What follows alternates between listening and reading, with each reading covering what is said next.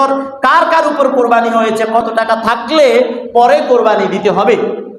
এটার উত্তর হচ্ছে সুস্থ মস্তিষ্ক সম্পূর্ণ বালেগ বালেগা মুসলমান যদি তার কাছে নেশাব পরিমাণ মাল থাকে, সম্পদের মালিক হয়, তাকে কোরবানি দিতে হবে।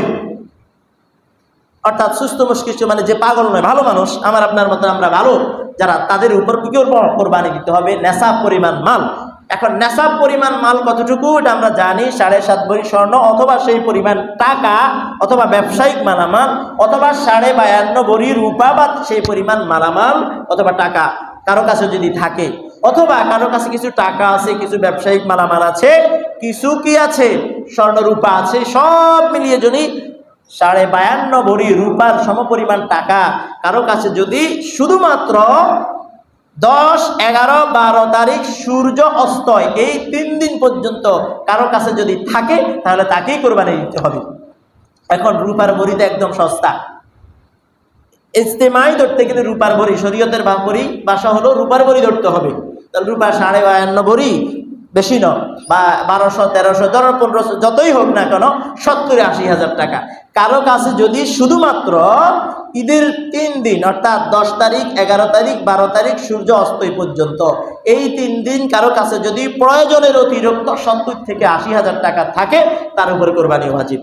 এখান থেকে চিন্তা করলে দেখা যায় আপনাদের কত মানুষের উপর জানি কোরবানি ওয়াজিব। আবার কোরবানি ওয়াজিবের ক্ষেত্রে প্রয়োজনের অতিরিক্ত ফসলি জমি ওগুলোও ধরতে হবে। দেখেন আপনাদের সুপারি নারিকেলের সিজন, হ্যাঁ, আপনাদের যে ইনকাম করে একজন ব্যক্তি 20,000 টাকা ইনকাম করে, 20,000 টাকা দিয়ে পরিবার চলে, আর বাকি যেগুলো আছে দোকান ভাড়া এইটা বা জমি থেকে এইটা, এগুলো অতিরিক্ত, এরকম সব মিলিয়ে যদি 70-80 হাজার টাকা কারো কাছে থাকে, তার উপর কোরবানি দেওয়া ওয়াজিব। তার উপর কোরবানি দেওয়া কি? তাহলে এবার বুঝে নিবেন কার কার উপর কোরবানি দেওয়া ওয়াজিব। তাহলে আমাদের এই পরিমাণ টাকা কার কার কাছে আছে আমরা চিন্তা করব, নিয়ত করব, কোরবানি করবো ইনশাআল্লাহ। কোরবানির মাধ্যমে অনেক সওয়াব আছে, সেটা আমরা পরে বলবো, আপনারা অনেকেই জানেন। কিন্তু কোরবানির মতো এত মহৎ কাজ কেউ ছেড়ে দিব না, হেলায় খেলায় নষ্ট করে দিব না।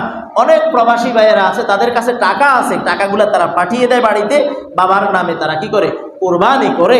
আসলে এটা তাদের ভুল সিদ্ধান্ত। যার কাছে সমর্থ থাকবে, যেই 70-80 হাজার টাকা অতিরিক্ত মালিক তার কাছে থাকবে, তার নামেই কোরবানি দিতে হবে।